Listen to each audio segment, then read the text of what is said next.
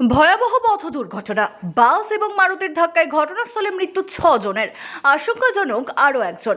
বাসের সঙ্গে মারুতি ভ্যানের ভয়াবহ পথ দুর্ঘটনায় মৃত্যু হলো 6 জনের, আশঙ্কাজনক অবস্থায় আরও একজন।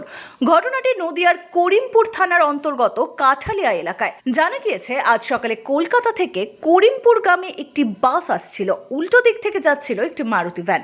স্থানীয় সূত্রের খবর, মারুতি ভ্যানের যাত্রী কোথায় ছিল। স্থানীয় সূত্রে খবর, সজোরে সেই মারুতি ভ্যানে ধাক্কা লাগলে ঘটনাস্থলেই মারুতি ভ্যানটি দুমড়ে মুচড়ে যায়। বিকট আওয়াজ পেয়ে ছুটে আসে এলাকাবাসীরা। পাশাপাশি বাস যাত্রীরা ঘটনাস্থলে নেমে মারুতি থেকে আহত অবস্থায় যাত্রীদের উদ্ধার করা শুরু করে। রক্তাক্ত অবস্থায় তাদের উদ্ধার করে করিমপুর গ্রামীণ হাসপাতালে নিয়ে গেলে চিকিৎসকেরা 6 জনকে মৃত বলে ঘোষণা করে। বাকি আরও একজন আশঙ্কাজনক অবস্থায় চিকিৎসাধীন। ঘটনার খবর পেয়ে ঘটনাস্থলে পৌঁছায় করিমপুর থানার পুলিশ। পুলিশ তদন্ত শুরু করেছে, জানার চেষ্টা করছে আদতে কী কারণে এই দুর্ঘটনা।